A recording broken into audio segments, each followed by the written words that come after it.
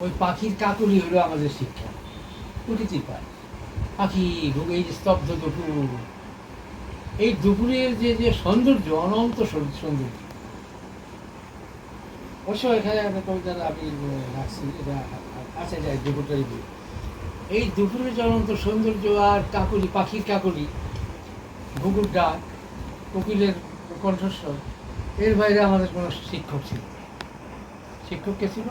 ওই যে পাঠ্যপুস্তকে যে কবিতাগুলো পড়তাম, আমি হব সকালবেলার পাখি, কিংবা রাখাল ছেলে বাড়ি ফিরে চাও, বাঁকা গায়ের পড়তে কোথায় তুমি যাও।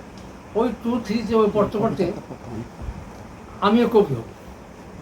অর্থাৎ প্রথম ভাবছি যে এগুলো আল্লাহ আল্লাহ পাঠিয়েছে, এটা বোধহয় আল্লাহ বোধহয় পাঠিয়েছে, সেগুলো বোধহয় কেউ বুঝতে দিয়ে পড়ে দিয়ে আমার কাজী নজরুল ইসলাম আমাদের রবি করে তো কইল সবাই যে এটা কবিরা লেখে। তখন থেকে যে টুতে পড়ি, যখন বা থ্রিতে পড়ি, তখন কবি হয়েছে। অর্থাৎ এটা একটা ভালোবাসা আর কি। এটার সঙ্গে এই বোধের সঙ্গে তুলনা করার মতো পৃথিবীতে কিছু আর পেলাম না। আমার মধ্যে একটা বোধ ঢুকলো, এর থেকে প্রিয় আর কিছু পেলে যায় এক পাগল।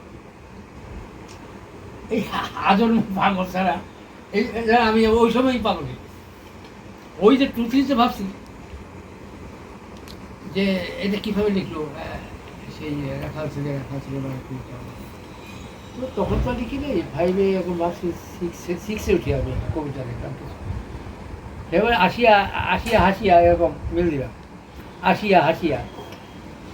তো 9-এ যখন উঠলাম, তখন আমি একটা তাল গাছ দেখলাম, দাঁড়িয়ে তখন দেখলাম রবীন্দ্রনাথ তাল গাছ লিখছে। আবার নজরুল ইসলামের একটা কবিতা আছে তাল গাছ। তাই বললাম আমি কবিতা, আমার একটা তাল গাছ লিখতে। তখন আমি 9-এ পড়ি, মোটামুটি একটা ভাষা কিছু লিখতে পারি। ওবামা, ঝাঁকা ছিল, পাগলি তাল গাছ, দাদির একলা তুমি ফেলকি নিঃশ্বাস, এইভাবে আর কি। ফেলকি নিঃশ্বাস, কাছে তুমি বক্সে তুমি দাদির মতো, দাদির সঙ্গে তুলনা করলো, তোমার বুঝি আমার মতো মা গিয়েছে বলি, এভাবে দিয়ে কবিতাটা লিখলাম। এই কবিতাটা আবার আমি রেখে দিলাম। অনেক কবিতা তো চলে গেছে, ওটা থাকে না, কারণ সংস্কার করতে আর থাকে। পরে এই কবিতাটা বরিশাল করে রেখে গেলাম। কিন্তু বললাম আমাদের শহরের মুখ দেখি নেই, খবরের কাগজে দেখি নেই। 10-এ 9-10-এ গিয়ে স্কুলে দেখেছি, পড়ার সুযোগ করে। তো যাই হোক, ওটা ছাপা হলো। এরপরে এত লেখা লিখেছি যে সম্পদের খেলা করে প্রচুর লিখেছি। ওখানে আমার হাস্যরসের যে হাস্যরস লেখা কিন্তু সোজা না। হাস্যরস কবিতা এটা সুকুমার রায় হলো আমাদের গুরু। আর অনেকের লেখা সেই জোর করে লেখা, কিন্তু হাস্যরসের গুরু হলো সুকুমার রায়। তার লেখা পড়তে গিয়ে আমি কিছু হাস্যরসের শিখলাম। তো যাই হোক, আমি আর আমার কথা বাড়াচ্ছি না। ওই যে ছেলেবেলার স্মৃতি, ওইটা নিয়ে আমি কিছু লেখা লিখছি। তো শুধু স্মৃতি কথা লিখলে হয় কি, সেটা ছড়ার মধ্যে একটা ধাক্কা। আমি শুধু স্মৃতি কথা লিখে গেলাম, বা আমার যে কোনো অবস্থা লিখে গেলাম, বৃষ্টির কথা আমি লিখে গেলাম, নদীর কথা লিখে গেলাম, না, এটার মধ্যে একটা ধরনের ধাক্কা থাকার দরকার। আমি আমার ছোটোবেলার ওই যে বৈশাখ জ্যৈষ্ঠ মাসে হয়েছে কি নস্টালজিয়া। এখন যখন আমি 70 বছর আগে দুপুর দেখি, আমার বাড়ির দুয়ার ধারে, আমার বাড়ির উঠানে আমার দাদি শোয়া বসা, মানে মাচা, পুকুর, উঠান, তখন আমার মধ্যে একটা নস্টালজিয়া থাকে। সেই নস্টালজিয়া আনতে গিয়া আবার দেখেন শুধু নস্টালজিয়া হবে না, সেখানে আবার একটা ধাক্কা দিতে হবে। দাদি ও নাতি, আম সত্য রোদে শুকায়, কাক ডাকছে কা কা, লোক নেইকো জন নেইকো, আঙ্গিনাটা ফাঁকা, মজার জিনিস খাওয়ার সুযোগ কোন সে বোকা ছাড়ে, এদিক ওদিক তাকিয়ে খোকন এগোয় চুপি সারে, আম সত্য নেবে বলে হাত বাড়ালো সে, এমন সময় কণ্ঠ শুনে কে ওখানে কে, তাকিয়ে দেখে দাদি আসেন ঘরের থেকে নেমে, খোকনমণি ছুটতে গিয়ে হঠাৎ গেল থেমে। দাদি বলে, ওরে আমার আম সত্য তো, মেঝে শুয়ে দুষ্টুমিটা সব দেখেছি তোর। খোকন বলল এগিয়ে এসে দাদির কাছাকাছি, আম সত্য খাইনি আমি, তারা ছিলাম মাসি। বাহ, চমৎকার। এখন আমি এই জিনিসগুলো ওই শুক্রবার আমার গুরু দেখবেন তার লেখার মধ্যে একটা স্টোরি দেয়। একজন জিজ্ঞেস করলো, এই যে অমুকের শ্বশুর, অমুকের বাবা, অমুকের দাদা, অমুকের নানা, অমুকের শালা বাড়ি কই? বললো ওই যে আমরা ওই এখানে যাবে, এখান থেকে ওই বর্তমানে যাবেন, বর্তমানে তারপরে যাবেন, তারপরে ওই মাঠে যাবেন, বা সেখানে বাড়ি। ও যেরকম জিজ্ঞেস করলো সেরকম উত্তর দিল, ওই সংক্ষেপে বলি।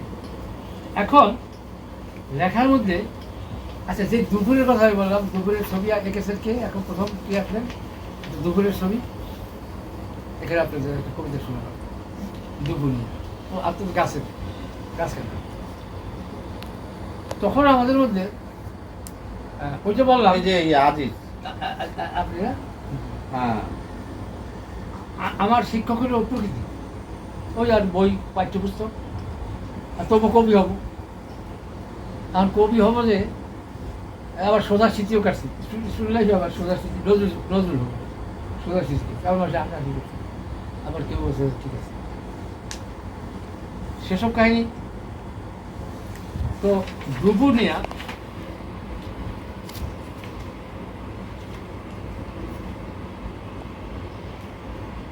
দুপুর যে দেখেছি, আপনারা প্রকৃতি না দেখেন, বাড়ির পিছনে দক্ষিণের বাগান, এই দুপুরটা কিন্তু দীর্ঘ, একটা দিনের সমান একটা দুপুর যায় না। স্তব্ধ দুপুর, কোনো সময় গাছ নীরব হয়ে যায়, পাখির কাকলি মানে ক্লান্ত হয়ে যায় পাখিরা। বসে খেয়ে দুপুর, বসে খেয়ে ঝাঁঝা রোদ, ঝিম মারে ঝিম, বিন্দুতে যেন এক ঘুরছে লাঠি, একটা বিন্দুর মধ্যে, নট ইয়ার।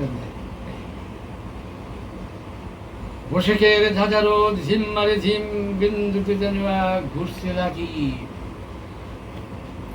দুপুরটা অনন্ত দীর্ঘ অসীম, পরিবেশ খায় যেন ভয়ে হিমশিম।